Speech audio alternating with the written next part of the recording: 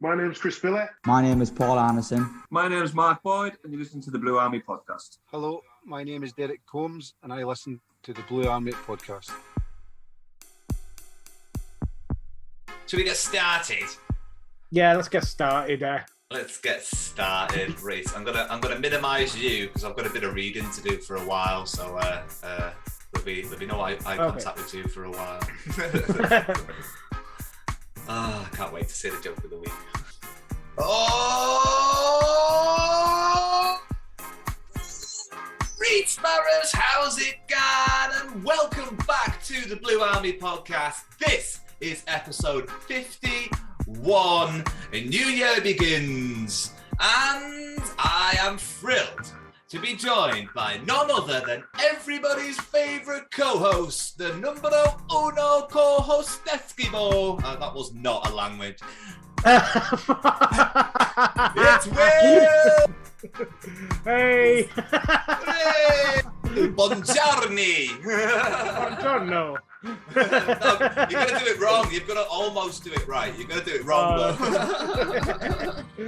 Oh, mate. I don't know. I'm on a high. I've finished work. We're flying by the seat of our pants, or the seams of our pants, is that saying?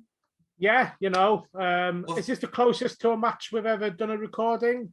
It definitely has to be, mate. I'm pretty sure. We've done one the day before a match, but yeah, we're in a bit of a rush today. We went to the match on Saturday, so there'll be a great match crack a little bit later on for everybody to listen to. We were at the Crawly match. That was a lot of fun, and we're going to go to the Hartlepool match tonight. And obviously, you guys will have to wait until next week to hear about what we have to say about that performance. But we don't normally cover midweek games, so this is a bit of a bonus one, I suppose, that we can add on to the next episode. But yeah, basically we've been busy. We're on the match on Saturday. We've been working, and this is the least amount of notes I've ever had in front of me during a show. But I'm sure we're going to be absolutely fine, mate. We're gonna bash this out the park. It might be a little bit shorter than normal, just because then it'll get me to the match on time, basically. Yeah. I'm sure people won't mind. Do you know what people don't mind? Or do you know what? Some people do mind it, actually. I don't think everyone's a big fan of it. But regardless of the fact if they like it or not, they're going to have to hear it because, mate, it's time for the Blue Army podcast Joke of the Week.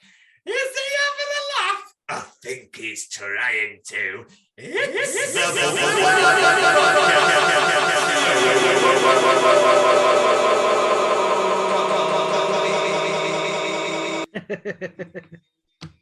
Beautiful.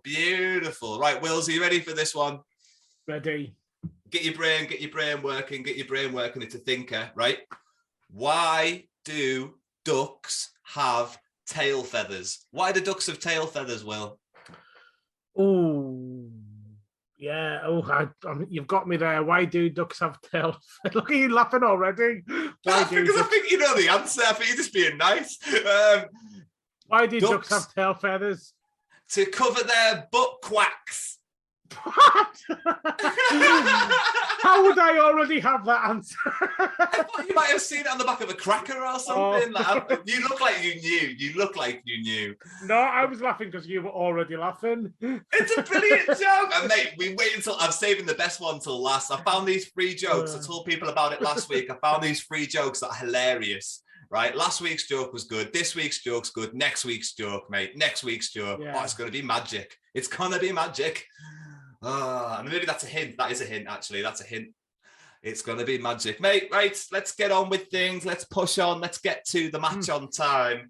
And that means it's time for the rundown. This week on the Blue Army podcast, me and Wills will be going through the match crack from Carlisle United's 1-1 draw at home this past Saturday with Crawly Town. Then we'll be diving into some of the Brunton Park news that has been fluctuating around this week. Fluctuating. Did you like that one, Wills? I saw you have a smile there. And then, cute. And then, then we'll be moving on to have a little sneaky look at Carlisle United's next opponents. And I'm saying that at the time of recording, our next opponents will be Forest Green Rovers. So by the time this episode comes out, the Hartlepool game will have been and gone. You'll probably know the results, but we won't be talking about them here on this episode. We'll be talking about them next week. This week, we're going to be talking about, well, I've just told you. So let's crack on, mate. Let's crack on. And we're going to crack on. We're going to jump into a new feature here on the Blue Army podcast, and we'll see how this goes down, and we'll see how popular or unpopular this is. It's called The Birthdays. We're going to run through the birthdays that get posted on the Carlisle United Be Just and Fear Not fan group page on Facebook. If you're not a member of that already, do join in. There's a lot of discussion, a lot of debates, and quite frankly, it's just a bit of funny banter that goes on that page. But we're going to have a little flick through the birthdays and take a little walk down nostalgia lane. And maybe, mate, maybe we'll have to rack our brains and think, do we remember any of these players? The first one, happy birthday to 24-year-old, now 24-year-old, former Carlisle lone defender, James Brown. I remember James Brown because I picked him in my team for the Blue Army podcast versus Blue Army TV Football Manager Showdown draft over the summer. You can go back and listen to that episode. But he was in my team, and obviously we won. So he's only 24, and then we'll move on. Tom Lawrence, happy birthday! He's now 28. Oh, James, do you like Tom Lawrence? You remember Tom Lawrence? I remember Tom Lawrence's debut. I mean, he was excellent for us. He scored 2 goals on his debut, and they were probably 2 of the best goals that I've seen scored by anyone at Brunton Park.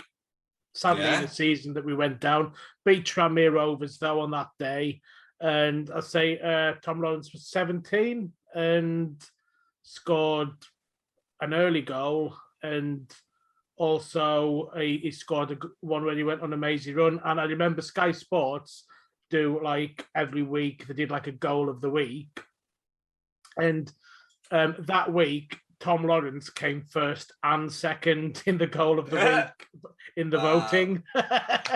See, the thing that reminds me of the Tom Lawrence thing, like I'm looking on the Facebook page now, that kit's lovely. That kit was lovely. The pinstripe blue kit, the Stoddart kit with the feeler, and the badge that was just a slightly different colour to the shirt itself, so it just stood out that little bit more. That's a lovely kit, that feeler kit, mate. Do you have one of those knocking about? I do, yeah. I use them for my exercise or my old kits. It's slightly tainted by relegation, though. Yeah, but it's a lovely looking kit, man. It's a lovely looking kit. James Berrett, happy birthday. James Berrett, an old favourite for me, man. He was with us for quite a while. Yeah. From those days, yeah, they would have probably played together. Ryan Baldacchini had a birthday this week. Yeah, Ryan Baldacchini. He left Carlisle to go to the to Gretna, I believe, and he took the money and ran, basically, from what I've heard. Adam Clayton is now 33. I've seen him score a couple of brilliant goals in a Carlisle shirt from outside the area. Maybe just the one, actually, when I'm really thinking about it. But very dynamic midfielder. I used to love watching him play, mate. And then let's have a little flick through. We've got Tom Parks. Tom Parks, the big defender that never smiled. Tom Parks. Everyone remembers. That was quite recent.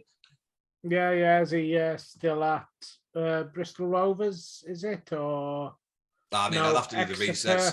Yeah. Do you know what I think I'm going to do next week, mate? I'll do a little bit more research, and I'll have like where they're playing now, maybe on it. Just that little bit of extra. Yeah. Maybe that'll be nice, just so people know what they're doing now. It's not essential, but maybe a few of them I'll go into a little bit more detail on. Kevin Harper, mate, what a player he was when he was at Carlisle United. He came in, I think, after the back-to-back promotion winning seasons, and he was quite a standout player at the time.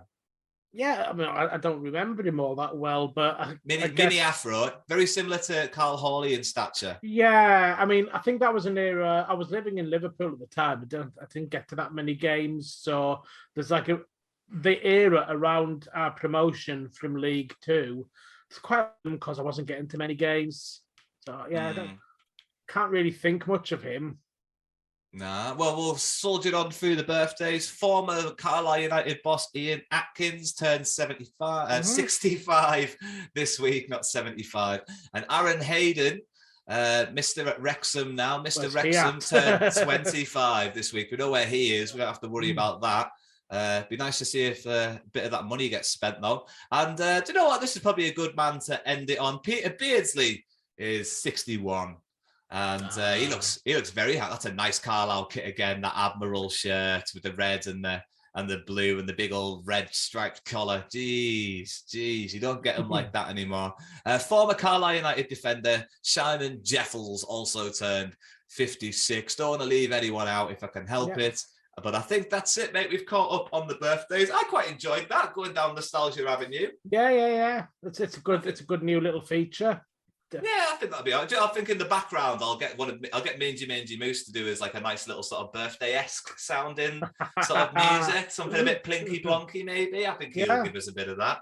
That'd be nice, and we'll get a nice little background music going for the birthdays. That was the birthday rundown. I'm sure we'll come up with a better name for it, and it'll be better next week. But I quite enjoyed doing it this week. Let's move on, Wills, mate. Like I've already mentioned on the podcast, we were both at Carlisle United's last game, which was last Saturday against Crawly Town. It was a 1-1 draw, and mate, I enjoyed the day itself. The performance left a lot to be desired. But before we dive into individual performances, we'll go through your Carlisle United starting lineup for the game against Crawly, and I'm sure you might feel a little bit of deja vu from last week. So you've got Howard in goal, Mella, Feeney, McDonald and Marra across the back, with Gibson, Guy, Whelan and Dickinson in the midfield, with Mellish and Omatoyi up front. So that was your Carlisle United starting lineup. And the reason I'm obviously saying that it was a bit deja vu-y is because it was the same lineup which beat Bradford last Saturday at home at Brunton Park. So, mate, all the similarities. You can see why. We had a good game against Bradford. I wouldn't say that there was any standout changes. Obviously, we got a couple of players coming back from injuries, so they might have been pushed into the starting lineup. But I mean, you've got to back Millen there just to back his players, I suppose. Yeah, well, exactly. You know, after being on a good run of form and a good win against Bradford, you know, I think we did kind of discuss one or two changes that he might have made in order to bring Patrick in, but you know, you can see why he would just stick with a team that went out to try and kind of keep the momentum going by going with the same team.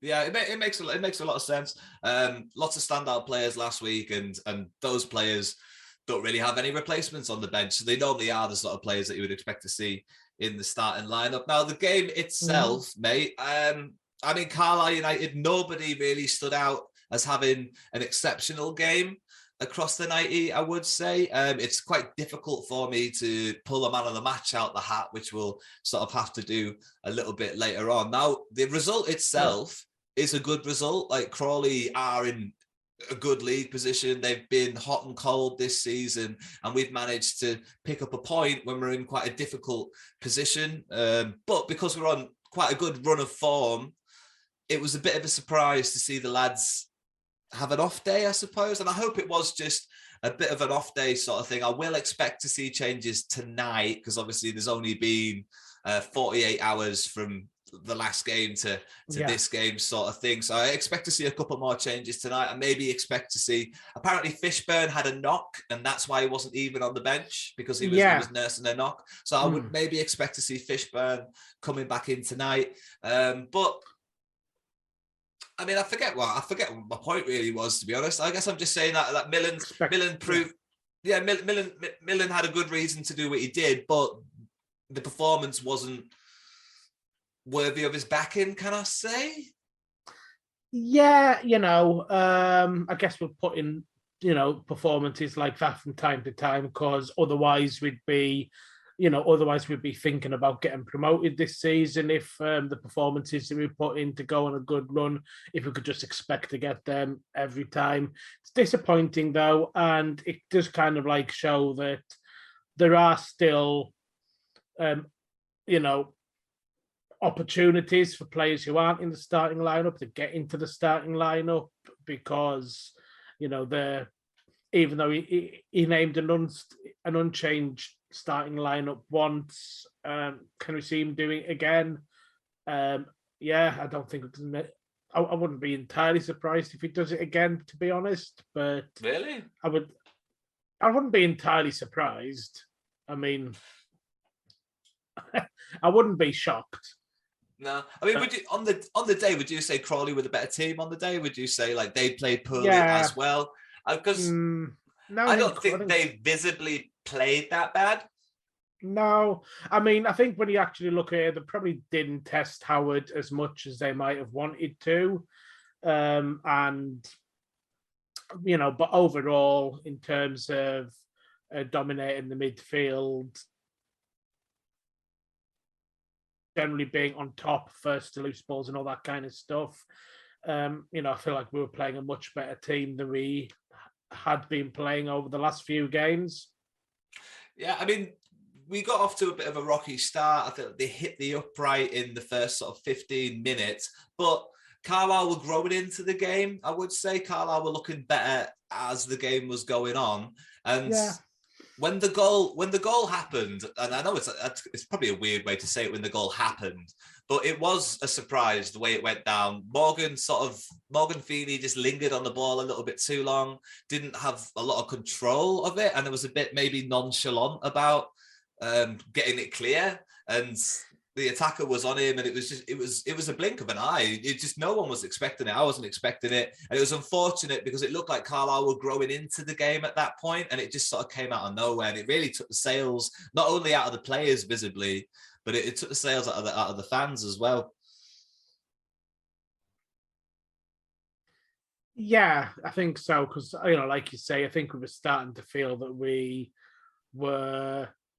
I think because we hit the crossbar as well. It was a long shot by Dickinson. I don't know if that was in the second half or did that come before? I think that was towards the end of the first half. That was after the goal, I think. Yeah, but there was there was definitely a couple of chances before the goal where, I think we kind of maybe thought, we might get one here. And the fact that, for all the chances that Crawly did have, and the Crawly seemed like the better team. They hit the bar. They also pulled off a really good save, sort of fairly point blank from Howard. But then for the goal to come in the way it did, it was quite a bad mistake from Morgan Feeney.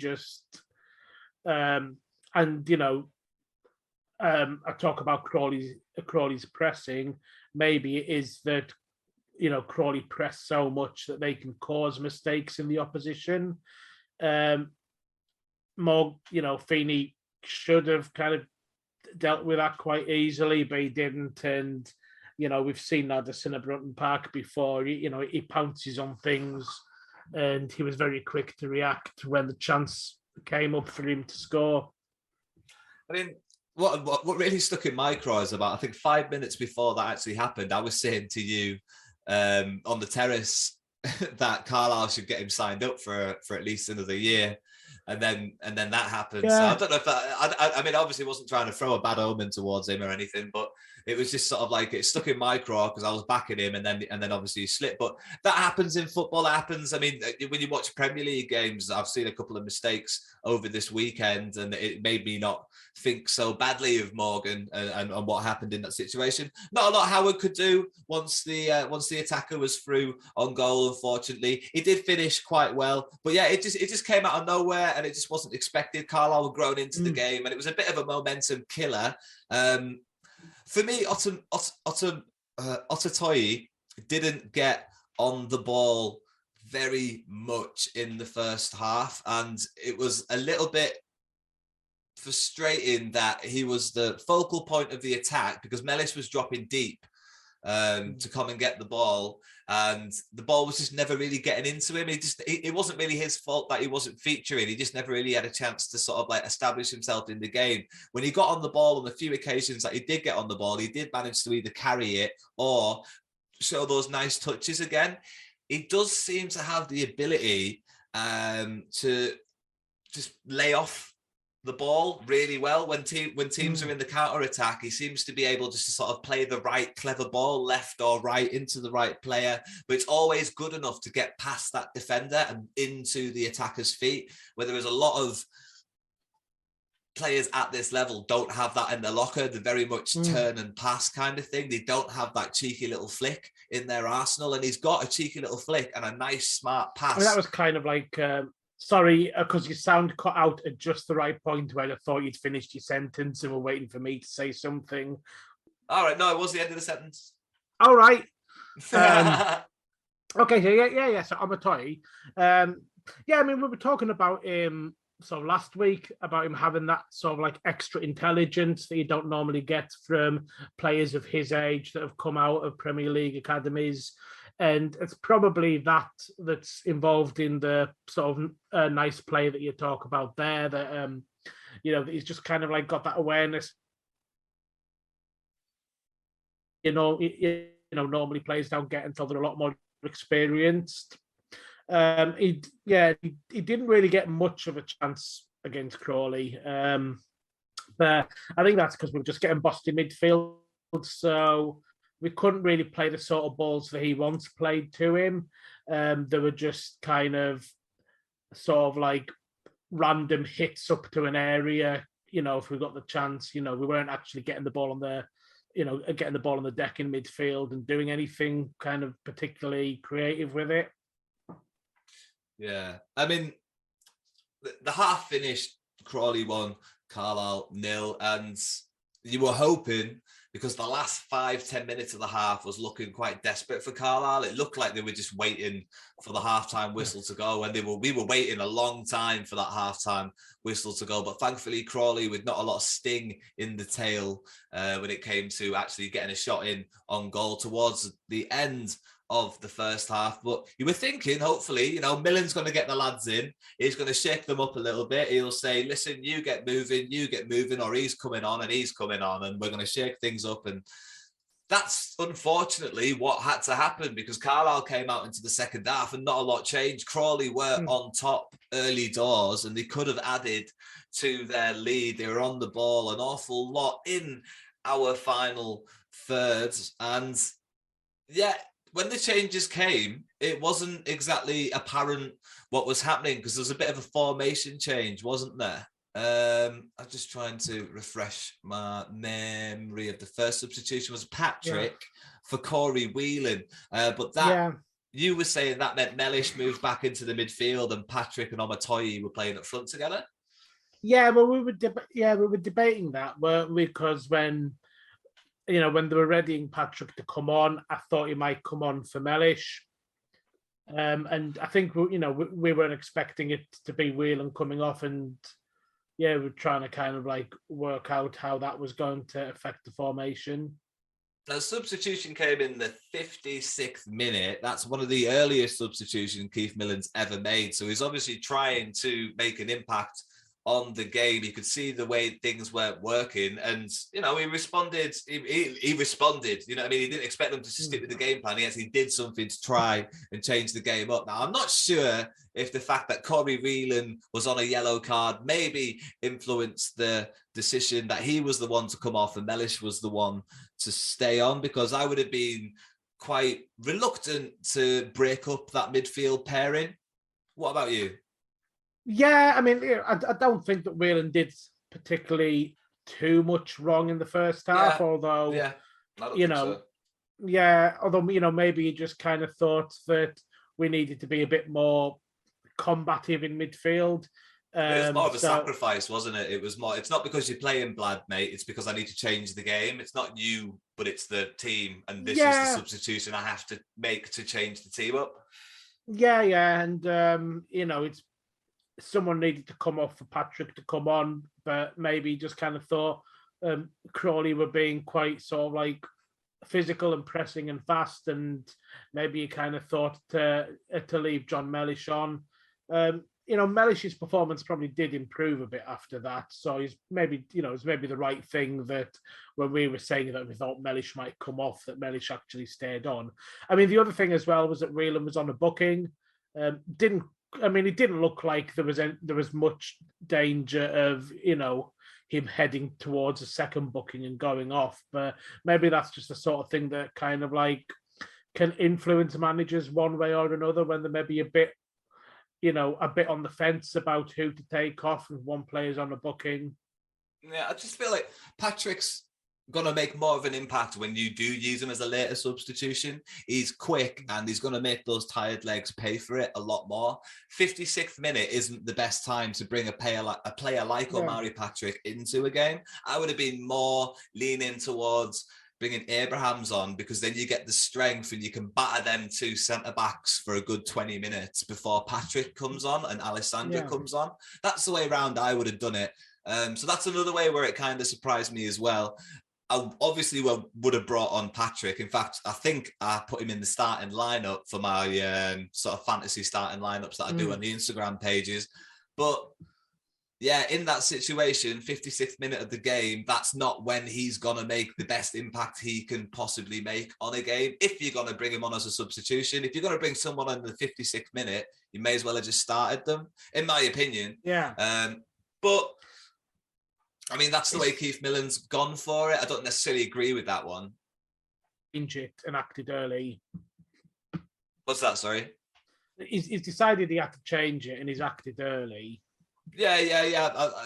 I mean, I would have done that. I would have changed it. I just don't think I would have done it in the same way that Millen perhaps did it. I would have looked to make a different impact because the game didn't really look like it was going anywhere. And when you've got those situations, you just want to steady things down. And a player like Omari Patrick isn't the sort of player that steadies things down. He's the sort of player that speeds things up. And we couldn't get hold of the ball anyway for him to be getting onto the end of at that time of the game. So somebody like bringing the strength on of the Abrahams, who's gonna bully around a little bit more than Patrick can physically, and just, because we were just playing the long balls for most of the second half, we're just hoping that somebody was going to get on the end of something. And at least when you've got Abrahams on the pitch, you've got a threat in the air, because up front, Mellish and Ototoyi, I don't think they won a header. And I feel like we lose a lot of aerial battles up front. And we play a lot of long balls. And so the two things don't go together. Yeah, I mean, the opposition were against, probably that's a factor in it as well. You come up against somebody who are very good in the air and very strong and win the ball, then we're going to look less good in those aspects than we do against teams that are weaker at it. So I think that was as much a factor as us not being as on it as we were.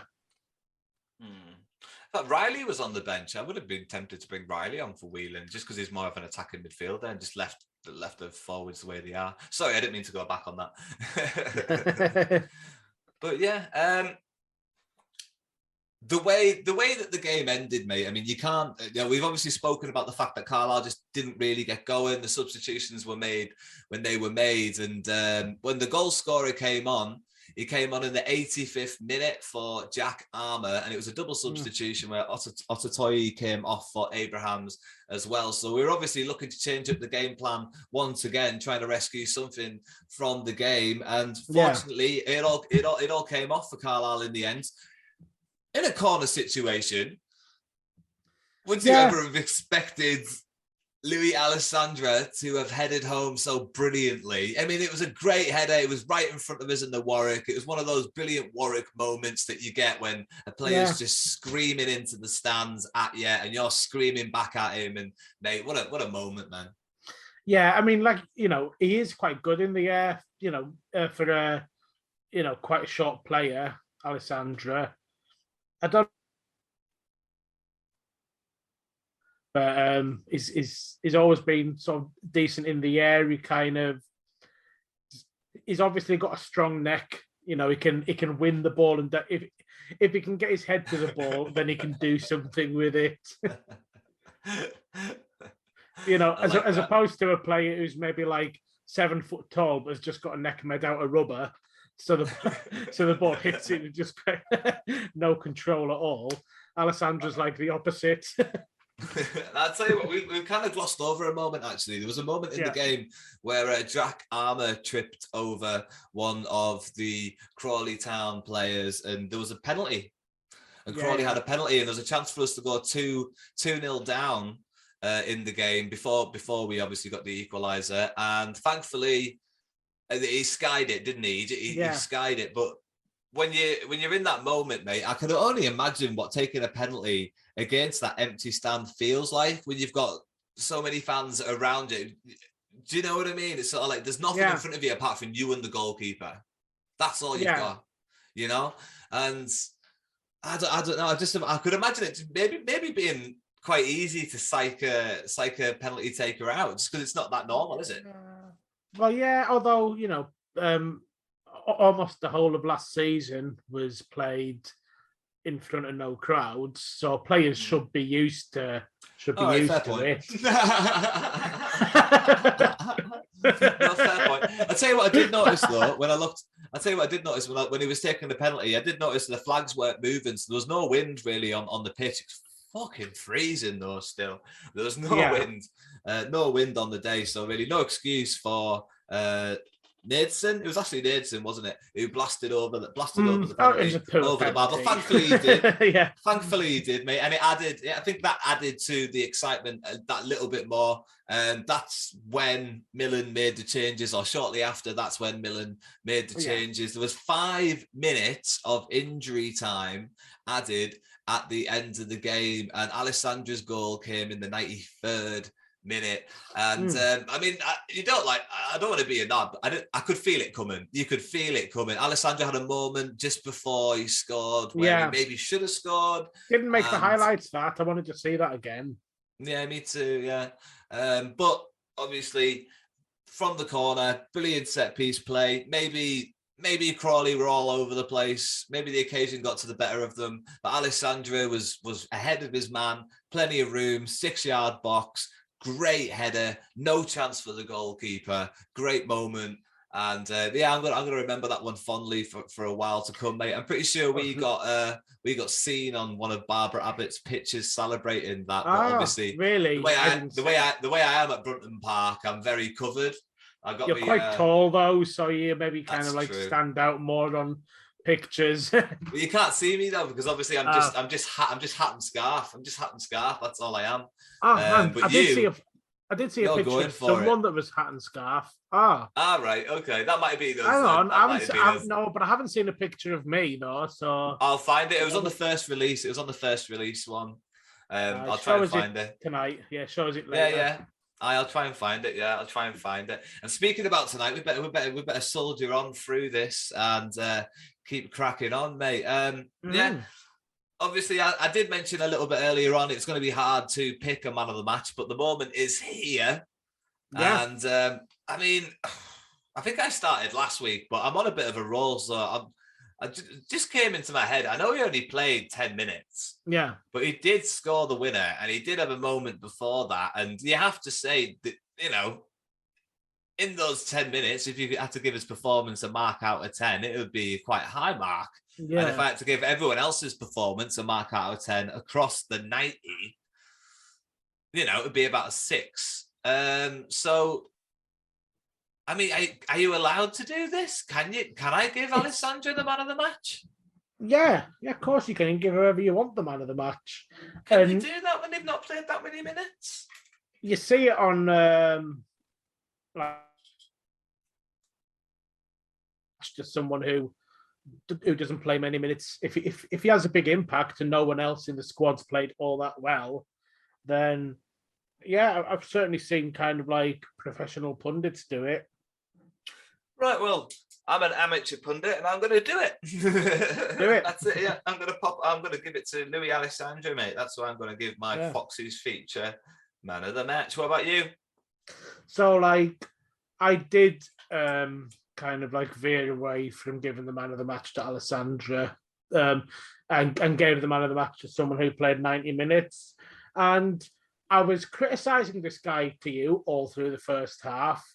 And then he improved in the second half enough for me to feel that he was one of our better players in the second half. And the fact that he'd improved after a poor first half alone was worth commenting on. Brennan Dickinson. Yeah, he did hit the get crossbar much as better well. in the second half. Yeah, he did get much better in the second half. Terrible first half, and he did start the second half a little bit shaky because I remember someone to the right of us getting a bit arsey. And no, he did a much better second half, actually, now you said it. But no, I'm going to stick with Alessandro. That's a good shout, though, Brennan Dickinson. And that's not his first, and that's not Alessandro's first. They've both been in before. It was his corner as well, so he got the assist.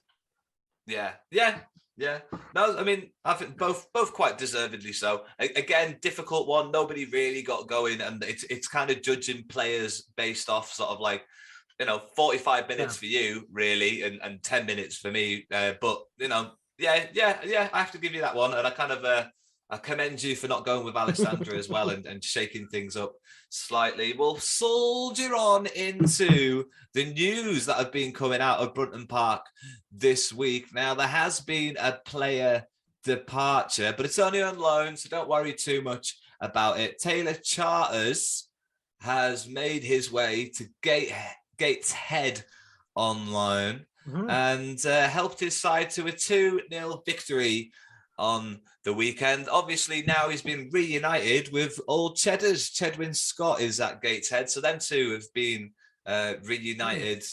That must be nice to have at least somebody there that can sort of bed you in a bit. I mean, that must make a difference, right?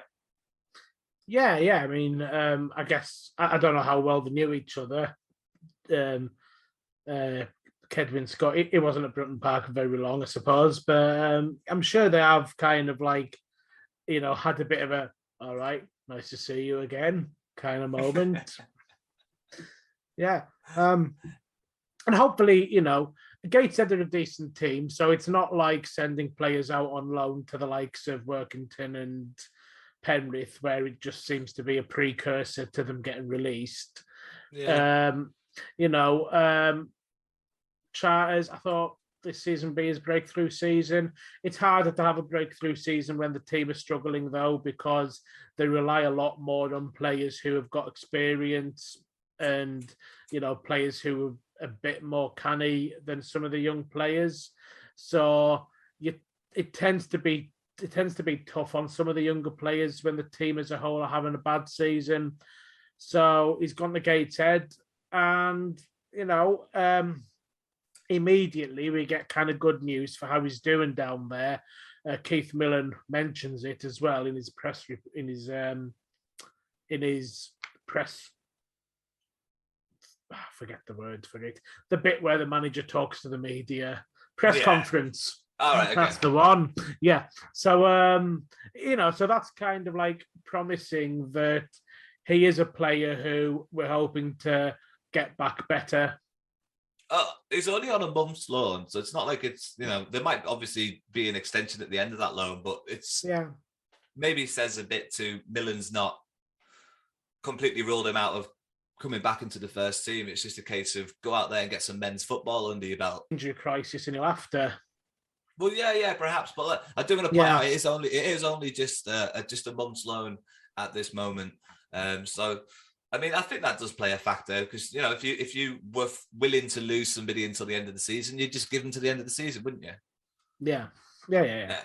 So I think it's a good standard of man's football to be playing in. I think Taylor Charters can hopefully learn a lot, and I feel like I hope he can go on and carry on winning games with Gateshead. I don't know where Gateshead are in the National League North at the moment. I don't really look into Gateshead too much, but I can hear you tapping away there furiously. So I'll keep talking until you come up with an answer.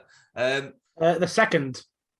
So, I mean, you'd be tempted just to let him have that experience of chasing promotion over there and get something under his belt and then really add to that experience next season. Like I said, the National League North, there's some good teams in there. Wrexham's in there. No, sorry, they're in the conference. But there's some good teams in there with some good money. But we were talking about Curzon and Ashton last time, and Curzon and Ashton are there. Darlow are there. York City are still there, up mid-table. These teams do have some ex-pros and some proper men. You know what I mean? They're not all just like under 23s that have been released by League Ones and Twos and lads that have came up from Sunday League standard. It's a good standard of football, and there's plenty of men playing in it. It's not under 23s. It's not reserve style. I feel like these lower leagues get this reputation because teams like us send players like Taylor Charters out on loan to teams like this. So a lot of people think these leagues are just full of under 23s, and they're not. There's a lot of experienced heads in these leagues that are going to knock these kids about, and they're going to make these kids learn a lot. So I hope that he can crack on and really get some games under his belt there. But obviously it is only for a month, so how many games can you get under your belt in a month? And I'd like to see him back at Brunton Park. But yeah, you're probably right there, mate. I mean, with Riley struggling to get any minutes at this moment in time, and you don't know what the manager's plans are in the transfer market in terms of what positions he wants to sign players in. We'll talk about that in just a little bit, mate. It's a good move, and I'd like to see it go into the end of the season, and so he can get that experience under his belt. Unless he's actually going to come back and get into the first team, then obviously get him into that first team and give him a chance. Give him a good run of games. If he's doing well there and he's unlikely to play much here, I'd rather see him, maybe get promotion, maybe appear in a playoff campaign or something.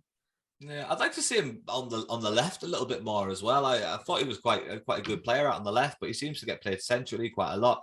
And I feel like that's a congested place on the pitch, and a young lad can maybe learn and adapt and maybe move positions. Now, Taylor Charters is a player who started his career with Carlisle at his youth system and has gone on to have quite a good time with the Blues. A player that unfortunately was let go recently has been signed up by the Workington Reds. Killian Leslie has found a club. He's joined the Workington Reds after being released by Carlisle United last week. He's rejoined the club that he was on loan with earlier on this season. Just 18 years of age, obviously. Plenty of a Carlisle United player has gone to Workington Reds and found their way back into the Football League pyramid. And I hope he can do the same. Seems like he's just getting his head down and he wants to go out there and play football straight away. He signed up with Workington Reds and he's ready to crack on with his footballing development. So there's a little update on him, and if anything continues to happen with Killian Leslie, then we'll obviously keep you guys updated. But all the best to him. That's just a little news update on that situation. Now, this article caught my attention a little bit, mate. Carlisle United boss wants 1 or 2 more January transfer window signings. In the article, Chris Millen has said that obviously he's going to add to the already impressive captures of Joel Senior, Tyrese Ototoyi, Omari Patrick, and he wants to add 1 or 2 more players to that. But he said it might even go up until the 11 p.m. deadline on January 31st. So he's obviously making waves, and these players aren't snapping us up. Well, they talk about it's kind of like become a standard thing that all our managers say when it comes to the transfer deadline, because, and I think Keith Millen probably mentioned this, but I've heard Keith Curl say it before, I've heard Chris Beach say it before, is that there are some players that you want and they don't become available until just before the deadline, because for loan, for example, is dependent on whether or not other transfers that their parent club are trying to do go their way. And you could have a player that you want to get on loan. It might only be available on loan if the parent club are able to hang on to a player they don't want to lose, or are able to get a player that they want. So they're not willing to sign off on his loan the transfer deadline when they feel comfortable saying, okay, yeah. So I mean, It's tricky, isn't it, when you're in the position that we're in? We're obviously not that desirable a place to go, just because we're in a difficult position and we're in that difficult location that we keep hearing so much about when it comes to us being able to bring in transfers. Now, I don't like to speculate too much here on the Blue Army podcast, but it might be a little bit of fun to talk about one of the rumours that came out recently that former, what is he, about £4 million striker Connor Wickham has been rumoured to be being courted by Carlisle United, a player that since, I don't know, about 6 or 7 years ago, hasn't really been able to get going too much. He had an impressive start to his career and has since sort of dwindled away recent years. But would he be the answer to Carlisle United fans' prayers? That goal scorer that we've been desperate for? Or is it just a massive gamble and a silly risk? I mean, it might be a bit of a gamble given that he's not played much recently. I don't know, has he had issues with injury or he's had layoffs. He's had long layoffs of injuries in his career, yeah. Yeah. So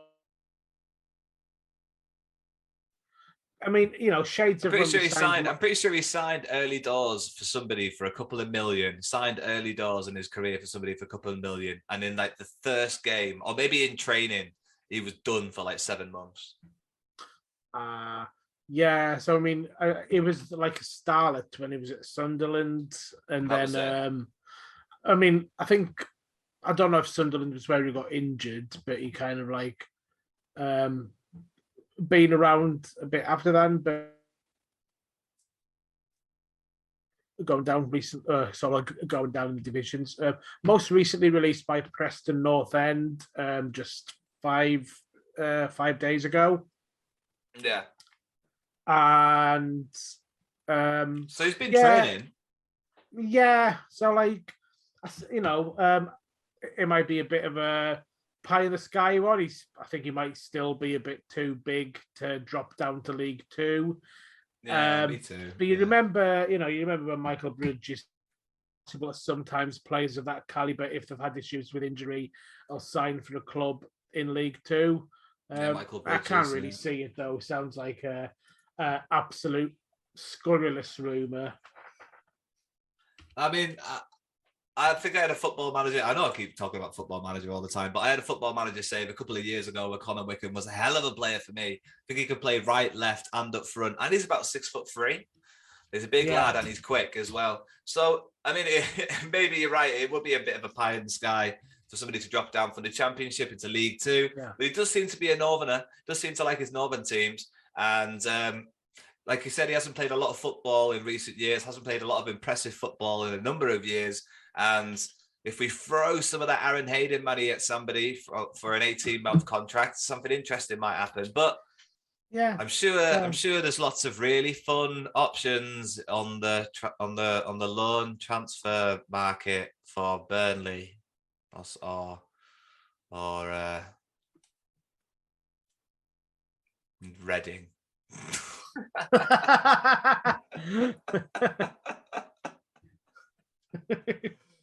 Oh, just give us someone I want to get the name of on the back of my shirt. You know what I mean? Just give us someone. Give us a marquee signing. We haven't had a marquee signing in a couple of years. Just give us a marquee signing. Give us a Graham Kavanagh. I don't think we're going to be making a marquee signing. You know what I mean? Give us a Michael Bridges. Give us a Graham. Yeah, of course he was at the time. Kind of on the up. Kind of on the up when we signed Michael Bridges. I guess that's the thing. It's kind of like Ian Hart. Maybe in the summer we might get a marquee. You don't make marquee signings in January, really. Vincent Pericard. Pascal Chimbonda. I want my name, mate. I want my name. I do. I want my name. I want the guy. Yeah, I know. We haven't had a guy in ages. I want the guy back. I want somebody. Sorry. Danny Graham would have been brilliant. Yeah. That would have been brilliant. That would have satisfied my itch. Yeah, but then again, you know, he's retired. And is he, he's not been training. For all we know, he's kind of retired and thought, that's it, I'm retired now. I'm just going to eat pies and... eat pies and cut hair. That's what I'm doing. He's opened the barbers, by the way. I've seen it by his Instagram. But yeah, I mean, I want a marquee signing. I've always felt ripped off ever since Hartlepool got Sheffield Cucci. And Marlon Harewood. I've always felt ripped off, I just felt ripped off. Yeah. I feel like we could have done. Who's the last player? Or Norberto Solano. Who's the last player we brought in that was kind of like a well-known player? Was it like Nacho Nova or Chimponda or something? Anthony Gerrard. Well known because he's Steven Gerrard's cousin, but not for any other not for any other reason. It's still well known.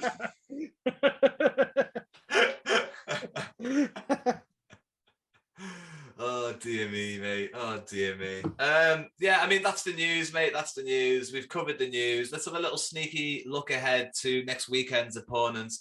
Top of the table, Forest Green Rovers, 15 wins, 7 draws, only lost 2 games this season. The league's top goal scorers by 6 goals on 48 goals. I mean, it's not stuttering form, but they've been drawing, winning recently. So, we'd like a draw. That'd be nice. We're not asking much, are we? Is that too much to ask? I mean, it probably is too much to ask, isn't it? I mean, anything that we get there is a huge, anything that we get there will be a huge bonus. Listening to or reading what some of the Forest Green fans have been saying about their own performances is that they are...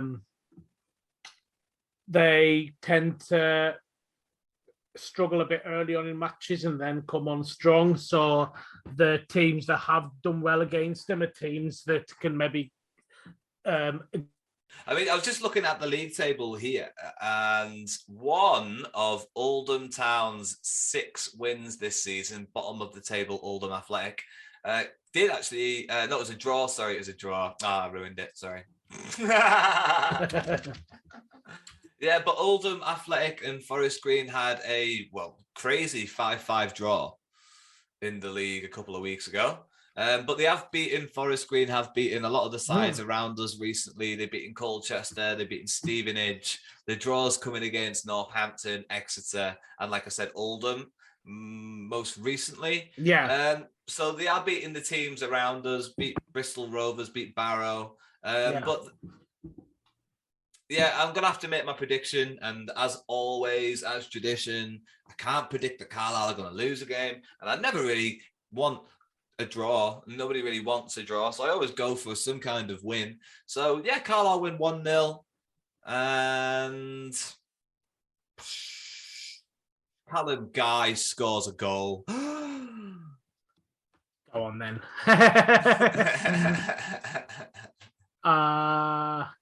I'll go 1-0 Alessandra. Yeah, that was probably been the smarter one. I think Alessandra's going to play tonight. And if he doesn't score tonight, I think he'll drop him on Saturday. Okay. But I feel like he's going to play tonight. But if he scores tonight, obviously he'll probably play on Saturday as well. But yeah, that's kind of my thinking a little bit behind what you've just said. Mate. Yeah.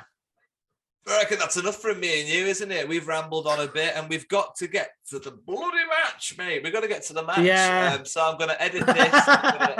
I'm going to get this out the way. And you're going for food at... Go and give me a little plug. Where are you going?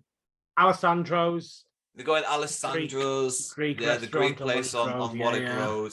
Yeah, and they're not a sponsor. But talking about sponsors, I'll be telling you who our first sponsor is next week on the podcast, when all the I's and all the dots have been crossed. And yeah, I mean, mate, looking forward to announcing our first ever sponsor here on the Blue Army podcast. It's been a long journey and thrilled to have them aboard. More will be revealed next week here on the Blue Army podcast. Wills, thank you so much for joining me. You're welcome. Thanks for having me. I'll see you in about an hour and a bit. It'll have to be, won't it? It'll have to be because it kicks off in an hour and a half. Yeah, yeah. We'll sort it out. Okay. I'm going to move on. Right, I've got to get this thing sorted, and I'll see you later on, mate. Thanks very much. I'll see you later. Right. Bye for now. See you, bye. Bye. Bye.